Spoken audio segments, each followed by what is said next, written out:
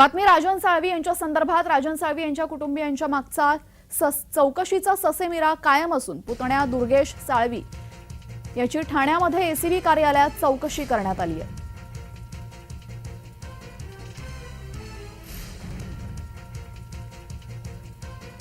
आपल्यासोबत आमचे प्रतिनिधी कुणाल भोईटे जोडले गेलेले आहेत. कुणाल, काय सांगाल? राजन साळवी यांच्या पुतण्याला आता बोलवण्यात आलंय चौकशीसाठी.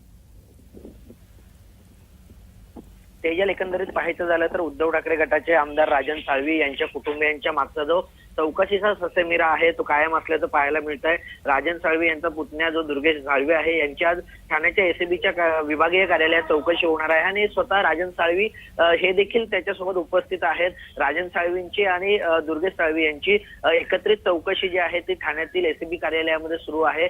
एकंदरीतच सर्वच कागदपत्र घेऊन त्यांना या कार्यालयामध्ये बोलवण्यात आलेलं आहे. पहिल्यांदा रायगड, अलिबाग, त्यानंतर रत्नागिरी आणि आता ठाणे एसीबी कार्यालयात साळवी कुटुंबियांची चौकशी होते. आता मागील काही तासांपासून ही जी चौकशी आहे ती सुरू झालेली आहे.